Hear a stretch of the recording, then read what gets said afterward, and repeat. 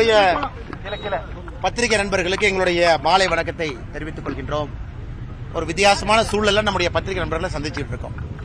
இன்னைக்கு தமிழ்நாடு முழுவதுமே பாரதிய ஜனதா கட்சி எல்லா மாவட்ட தலைநகரத்தில் ஒரு மாபெரும் ஆர்ப்பாட்டம் மக்கள் சார்பாக, குறிப்பாக இந்த கள்ளக்குறிச்சியில் நடந்த கள்ளச்சாராய சாவுகளுக்காக திட்டமிட்டிருந்தார்.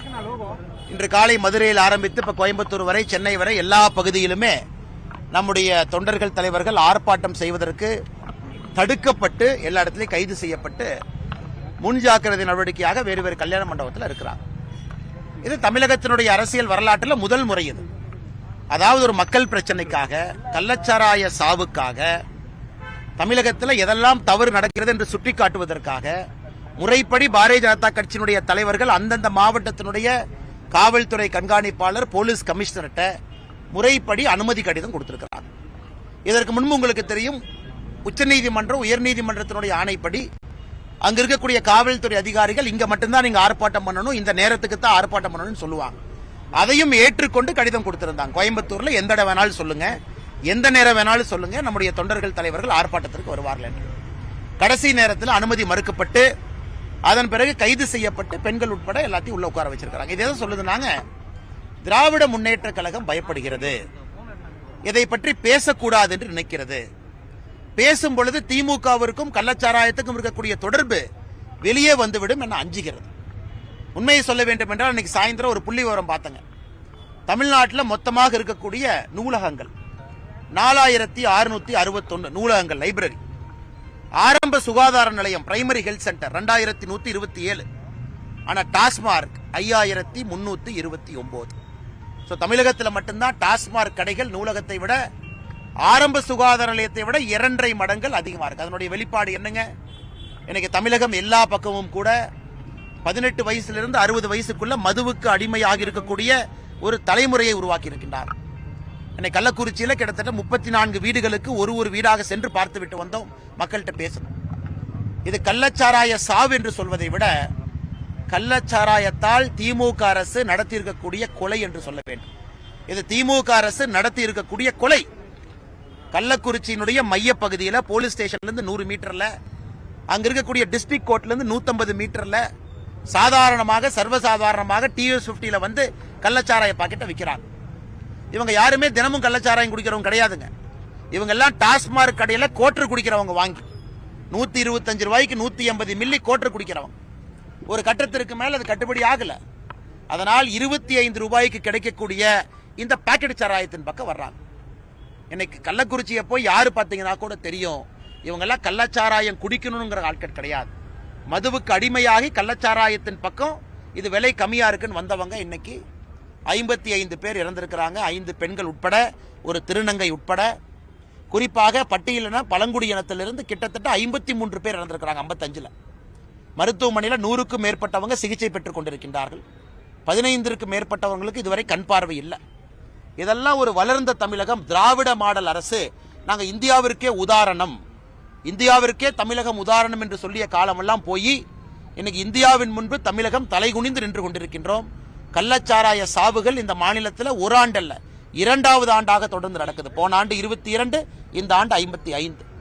இதை கண்டித்து பேசுவதற்கு கூட உரிமை மறுக்கப்படுதுன்னா, இந்த அரசு இன்னைக்கு வந்து பாரதிய ஜனதா கட்சி ஆட்சிக்கு வந்து அரசியலமைப்பு சட்டத்தை மாத்திருந்தாங்க.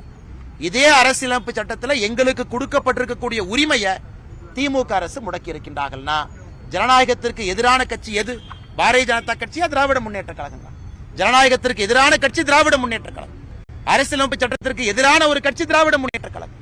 அரசியலமைப்பு சட்டத்தில் கொடுக்கப்பட்டிருக்கக்கூடிய ஒரு மிக முக்கியமான விஷயம் பீஸ்ஃபுல் ப்ரொடெஸ்ட், பீஸ்ஃபுல் அசம்பிளி. அதற்கு இங்கே அனுமதி இல்லை. இதையெல்லாம் நான் அடக்கித்தான் எங்களை பற்றி நீங்க தவறாக பொதுவழியில சொல்லக்கூடாதுன்னா, சமூக வலைதளத்தில் ஆயிரக்கணக்கான, லட்சக்கணக்கான, கோடிக்கணக்கான மக்கள் பார்த்துக் கொண்டிருக்கின்றார். இன்று மதியம் ஆளுநர் அவர்களுக்கு தொலைபேசி மூலமாக அழைத்து நான் புகார் சொன்னேன். குறிப்பாக எங்களுடைய தனிப்பட்ட கருத்து சுதந்திரத்தை திராவிட முன்னேற்ற கழகம் பறித்துக் கொண்டிருக்கின்றார். ஒரு தனி மனிதன் பேசக்கூடிய சுதந்திரத்தை பறிக்கிறான். நாங்க எங்கேயும் ஊர்வலம் போகல, எங்கேயும் போய் தாக்குதல் நடத்த போகல, எந்த ஆபீஸையும் கெரவ் பண்ண போகல, எந்த கச்சேரியை நோக்கி நாங்க போய் ஒரு ஆர்ப்பாட்டம் பண்ணி கலாட்டா பண்ணு போகல. அமைதியான முறையிலே தமிழகம் முழுவதும் நாங்கள் ஆர்ப்பாட்டம் நடத்துகின்றோம் என்று எழுத்துப்பூர்வமாக கொடுக்கப்பட்ட கடிதத்தை நிராகரித்திருக்கின்றார்கள் என்றால் தனிப்பட்ட முறையிலே எங்களுடைய கருத்து சுதந்திரம் பாதிக்கப்பட்டிருக்கிறது என்று ஆளுநரிடம் நான் முறையிட்டேன் தொலைபேசி மூலமாக. திங்கட்கிழமை காலையில் 11 மணிக்கு ஆளுநர் அவர்கள் நேரம் கொடுத்திருக்கின்றார்கள். பாரதிய ஜனதா கட்சி சார்பாக ஒரு குழு நம்முடைய மேதக ஆளுநர் அவர்களை சந்தித்து குறிப்பாக இந்த கள்ளச்சாராய சாவு பாரதிய ஜனதா கட்சி ஸ்பாட் விசிட் நாங்கள் பார்த்திருப்பது அனைத்தையும் கொடுக்க போகின்றோம்.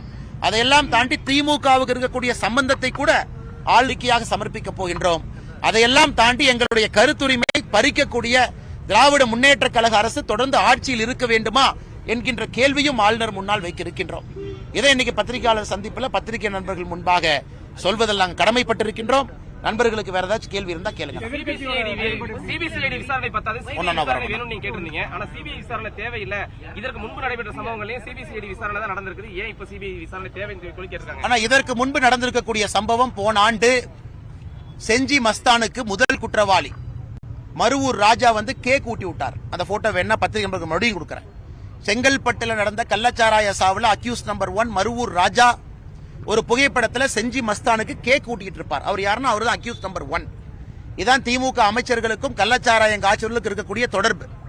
இன்னைக்கு சிபிசிஐடி என்கொயரி என்ன பண்ணுனே, போய் 2 பானையை உடைப்பாங்க, 2 குண்டா உடைப்பாங்க, ஒரு 100 லிட்டர் மெத்தனால பிடிச்சிட்டு வருவாங்க, ஒரு 2 குண்டாவை கொண்டு வந்து குண்டா ஆக்ட் சட்டத்தை போட்டம்பாங்க. எங்களுடைய இது என்பது திராவிட முன்னேற்ற கழகத்தினுடைய தலைவர்களுக்கும் கள்ளச்சாராயம் காய்ச்சுவர்களுக்கும் இருக்கக்கூடிய தொடர்பை வெளியே கொண்டு வரணும். அதற்கு தான் சிபிஐ என்கொயரி தேவைப்படுகிறது. அதனால் எங்களுடைய கருத்திலே தெளிவாக இருக்கின்றோம். உள்துறை அமைச்சருக்கு எழுதியிருக்கின்றோம். இது ஆளுநர்கிட்ட நாங்கள் முறையாக வைக்கப் போகின்றோம். ஆனால் நிச்சயமாக தமிழ்நாடு பாருங்க, ப்ராசிக்யூஷன் சாங்ஷனை வித்ட்ரா பண்ணிட்டாங்க. தமிழகத்திற்குள்ள சிபிஐ வர வேண்டும் என்றால் மாநில அரசு அனுமதி வாங்கணும். எவ்வளவு விவரம் பாருங்க, 1 வருஷத்துக்கு முன்னாடி ப்ராசிக்யூஷன் சாங்ஷனை எடுத்த அரசு. ஆனால் சிபிஐ வர வேண்டும் என்றாலும் கூட இன்னைக்கு நிலைமை என்னன்னா கோர்ட்டு மூலமா வரலாம் அல்லது மாநில அரசு அனுமதி கொடுத்த பிறகு வரலாம். இதான் தமிழகத்தில் இன்னைக்கு இருக்கக்கூடிய ஒரு மோசமான சூழல். ஆனால் நிச்சயமாக சிபிஐ என்கொயரி நடந்தால் மட்டும்தான் இதனுடைய முழு விவரம் வெளியே வரும். அண்ணா, கண்கெட்ட பின் சூரிய நமஸ்காரம். நான் உங்களுக்கு இன்னைக்கு ட்விட்டர்ல ஒரு பதிவு போட்டிருக்கேன், முதலமைச்சருடைய வீடியோ போட்டிருக்கேன். ஒரு ஆண்டுக்கு முன்பு முதலமைச்சர் பேசிய வீடியோ. தமிழகத்தில் வார வாரம் கள்ளச்சாராயத்திற்காக கூட்டம், கண்காணிப்பு கூட்டம் நடக்கும் முதலமைச்சர் சொல்லியிருக்கார். வார வார கண்காணிப்பு கூட்டம் மாவட்டத்தில் முதலமைச்சர் சொல்லிட்டு எத்தனை கண்காணிப்பு கூட்டம் நடந்திருக்கு இந்த ஒரு ஆண்டுல, எத்தனை கண்காணிப்பு கூட்டத்தில் முதலமைச்சர் பங்கேற்றிருக்கிறாங்க, அந்த கண்காணிப்பு கூட்டத்தினுடைய நகலை நம்ம கொடுக்கட்டும், மினிட்ஸ் ஆஃப் த மீட்டிங். அந்த கண்காணிப்பு கூட்டத்தின்படி என்ன நடவடிக்கை எடுத்திருக்காங்கன்னு முதலமைச்சர் சொல்லட்டும். அவர் வெளிப்படையாக சொன்ன வீடியோவை இன்னைக்கு வெளியிட்டிருக்கிறோம். அதனால் இந்த 52 வாரம் ஒரு ஆண்டுல எத்தனை கண்காணிப்பு கூட்டம் கள்ளச்சாராயத்திற்காக தமிழகத்தில் காவல்துறை அதிகாரிகள், டிஸ்ட்ரிக்ட் கலெக்டர் நடத்தி இருக்கிறாங்க, எத்தனையில முதலமைச்சர் பங்கேற்றாங்க சொல்லட்டும். எல்லாம் பொய். அந்த நேரத்தில் பத்திரிகை நண்பர்களை சமாளிப்பதற்கு ஒரு பொய்யை சொல்லிட்டு கிளம்பிடுவாங்க. ஓராண்டு கழித்து அடுத்த இது போன்ற ஒரு நிகழ்வு நடக்கும் பொழுது மறுபடியும் வந்து அடுத்த பொய்யை சொல்லுவாங்க. அதனால் முதலமைச்சர் அவர்கள் போன ஆண்டு கொடுத்த பிராமிஸ் முதல்ல சொல்லட்டுங்கன்னா, அதே அவர் பண்ணலையே, அதையும் அவங்க செய்யலையே. அடுத்த ஆண்டு மறுபடியும் நடக்கும் வரை நாம் கண்ணை மூடிக்கொண்டதை பார்த்திருக்க வேண்டுமா? தமிழக அரசு சிறப்பாக செயல்பட்டு சொல்லி திமுக கூட்டணி கட்சிகள் சொன்னாங்க. ஆனா இதை விட வெட்கக்கேடு எதுவுமே இல்லைனா, கம்யூனிஸ்ட் கட்சி முதல்ல குதிச்சு வருவாங்க, தாவி வருவாங்க. இன்னைக்கு கம்யூனிஸ்ட் கட்சி சொல்றாங்க, ஐயோ திமுக குற்றம் சுமத்தாதீங்க, சமுதாயம் கெட்டு போச்சு அப்படிங்கிறாங்க. ஹத்ராஸ்ல வேறொரு மாநிலத்தில் ஏதாவது ஒரு தவறு நடந்திருந்தால் இங்க முதல்ல கம்யூனிஸ்ட்காரன் குதிப்பான், அப்புறம் கனிமொழி அக்கா குதிக்கும். அதை சுத்தி ஒரு கும்பல், ஜோதிமணி அக்கா, இந்த காங்கிரஸ்ல மாணிக்கம் தாக்கூர், இன்னைக்கு இருக்கக்கூடிய செல்வ பெருந்தகை, திருமாவளவன், இவங்கள குதிச்சிட்டு இருப்பாங்க, தம்மா தம்மான்னு குதிப்பாங்க. எதுக்குன்னா ராஜஸ்தான்ல ஒரு குக்கிராமத்துல அங்க இருக்கக்கூடிய குடிசையில அந்த குடிசைக்குள்ள ஏதோ நடந்துருச்சாமா. இதெல்லாம் அவங்களுடைய ஆர்ப்பாட்டம். தமிழகத்தில் இத்தனை காலமாக மெழுகுவத்தி ஊர்வலம், ஹத்ராஸ் ஊர்வலம் இல்லாது. இன்னைக்கு கள்ளக்குறிச்சியில மையப்புள்ளியில 55 பேர் இறந்திருக்கிறாங்க. எங்க போச்சு உங்க மான ரோஷம்? நீங்க மக்களுக்காக அரசியல் கட்சி நடத்துறீங்க, மக்களுடைய பாதுகாவலராக நீங்கள் இருக்க வேண்டும் என்றால் இன்னைக்கு அந்த ரோஷம் எங்க போச்சு? அதனால திமுகவுடைய கூட்டணி கட்சிகள் முழு அடிமைகள் என்பதை இன்னைக்கு பத்திரிகை நண்பர்களுக்கும் தமிழக மக்களுக்கும் உணர்த்தியிருக்கிறாங்க. முழு அடிமைகள். ஒரு கண்டன குரலை காணோம். இதற்கு முன்னாடி யாரோ வருவாங்க, சமூக ஆர்வலர், சினிமா நடிகர்கள் யாரோ கிளம்பி வருவாங்க, இதற்கானா அதற்கானான். இன்னைக்கு யாரும் ஒண்ணுமே பேசலீங்கண்ணா. டிஷர்ட்டை போட்டுட்டு வருவாங்க, யாருமே பேசல. அதெல்லாம் விடுங்கண்ணா. இதை விட ஒரு பெரிய நிகழ்வு 2.5 ஆண்டு தமிழகத்தில் நடக்கலீங்கண்ணா. முதலமைச்சர் ஏன் கள்ளக்குறிச்சிக்கு போகல? ஒரே கேள்வி. கள்ளக்குறிச்சி சென்னையிலிருந்து 3 மணி நேரம், பைலட் எஸ்கார்ட் கார்ல போனா 2.5 மணி நேரம், ஹெலிகாப்டர் எடுத்தாருன்னா 35 நிமிஷம். கள்ளக்குறிச்சியில் ஹெலிபேட் இருக்கு, 35 நிமிஷம் ஹெலிபேடு. அங்க போயிட்டு வர்றதுக்கு 35 நிமிஷம். ஒரு ஹெலிகாப்டர் தமிழக அரசு வாடகை இல்ல முதலமைச்சர் வந்து கார்ல போனா சோர்ந்து போயிருவாரு, அவர் சட்டப்பேரவையில் பேசணும்னு சொன்னாங்கன்னா ஹெலிகாப்டர்ல போயிட்டு வாங்க, அங்க போய் ஒரு நாள் தங்குங்க. டிஜிபியும் சீஃப் செக்ரட்டரி கள்ளக்குறிச்சி கூட்டிட்டு போய் ரிவ்யூ மீட்டிங் அங்க நடத்துங்க. கலெக்டர் ஆபீஸ்ல ரிவ்யூ மீட்டிங் நடத்துங்க. தமிழகத்தினுடைய உயர் அதிகாரிகளை கள்ளக்குறிச்சி கலெக்டர் ஆபீஸ்ல ரிவ்யூ மீட்டிங் கூப்பிடுங்க. முதலமைச்சருடைய கேம்ப் ஆபீசர் 2 நாளை கள்ளக்குறிச்சி மாத்துங்க. ஏன் செய்யலீங்கன்னா? இதெல்லாம் முதலமைச்சர் அவர்களுக்கு அரசியல் அனுபவம் இருக்கு. துணை முதல்வராக இருந்திருக்கிறாங்க, மல்டிபிள் டைம் அமைச்சராக இருந்திருக்கிறாங்க, பலமுறை எம்எல்ஏவா இருந்திருக்கிறாங்க. ஏன்னா முதலமைச்சருக்கு நாங்கள் இதை சொல்லிக் கொடுக்க வேண்டும் என்கின்ற அவசியம் இல்லை. ஆனா ஏன் முதலமைச்சர் செய்யவில்லை என்றால், முதலமைச்சருக்கு தெரியும் அவர்னால கள்ளக்குறிச்சிக்குள்ள போக முடியாது. மக்கள் முதலமைச்சரை விட மாட்டாங்க, மக்கள் ரோட்டுக்கு வருவாங்க. ஆளுகின்ற முதலமைச்சரையே கள்ளக்குறிச்சிக்குள்ள விடாத ஒரு நிலைமை தான் கள்ளக்குறிச்சியில் நடந்திருக்கு. அதனால் இதையெல்லாம் விட்டு முதலமைச்சர் முதல்ல கள்ளக்குறிச்சிக்கு போட்டும், மக்களை பார்க்கட்டும், கேம்ப் ஆபீஸ் கள்ளக்குறிச்சி டிக்ளேர் பண்ணட்டும், அதன் பிறகு முதலமைச்சர் பேசிட்டு நாங்க ஏத்துக்கிறோம். இப்போ சரவணகுமார் ஜடாவத்தை மாவட்ட ஆட்சியரை மாத்திருக்காங்க, எஸ்பி மாத்திருக்காங்க, அங்க இருக்கிற சிபிசிஐடி ஒரு சில பேர் எல்லாம் மாத்திருக்காங்க, மதிவிலக்கு எல்லாம் மாத்திருக்காங்க. இனி என்ன பண்ண முடியும்? நான் கேட்கறதுன்னா காவல்துறை யாரு கையில இருக்கு? முதலமைச்சர் ஏன் மாத்தல? ப்ரொஹிபிஷன் யாரு கையில இருக்கு? முத்துசாமி கையில, அவர் ஏன் மாத்தல? இதெல்லாம் உங்க கையில இருக்கு. சோ ரெஸ்பான்சிபிலிட்டி நீங்க எடுக்க மாட்டீங்க, ஆனா கீழே இருக்கிற எஸ்பியும் கலெக்டர் எடுக்கணும். இதனால அநியாயம். ப்ரொஹிபிஷன் அமைச்சர் முத்துசாமி அவங்க இன்னைக்கு சட்டப்பேரவையில் ஒரு காமெடி நடந்துச்சு. நண்பர்கள் நீங்க எல்லாம் பிஸியா இருந்திருப்பீங்க, பத்திரிகை நண்பர்கள் நீங்க பாத்துருக்கணும். ஒரு காங்கிரஸ் எம்எல்ஏ எந்திரிச்சு கேட்கறாங்க, இன்னைக்கு சட்டப்பேரவையில் இந்த எம்எல்ஏக்களுக்கெல்லாம் புதுசா வீடு கட்டி இன்னைக்கு காங்கிரஸ் சட்டப்பேரவை எம்எல்ஏ ஹுசைன் மௌலானா அவர்கள் சட்டப்பேரவையில் கேள்வி, அந்த எம்எல்ஏக்கெல்லாம் புது வீடு கட்டி கொடுங்க. வீட்டு வசதித்துறை அமைச்சரும் அண்ணன் முத்துசாமி தான் முதல் ஆளா எந்திரிச்சு எம்எல்ஏக்களுக்கு நிச்சயமாக வீடு கட்டி கொடுக்கப்படும் அப்படின்னு சிரிச்சிட்டு சொல்றாரு. ஆனா கள்ளக்குறிச்சியில மட்டும் அவங்க குடிசை வீட்டுல இருக்கணுமா, அவங்க 25 ரூபாய் பாக்கெட் சாராயம் குடிக்கணுமா, அவங்க சாவணுமா? ஆனா சட்டப்பேரவையில் அவர் கேட்பாராமா கூட்டணி கட்சி வீடு கட்டி கொடுங்கன்னு. அதே ப்ரொஹிபிஷன் மினிஸ்டர் முத்துசாமி அவர்கள் வீட்டு வசதித்துறை அமைச்சராக இருக்கிற அவர் முத்துசாமி அவர் சொல்றாரு இல்ல வீடு கட்டி கொடுக்கணும். எவ்வளவு வெட்க கேடுனா இன்னைக்கு பேசுற சப்ஜெக்ட் அது.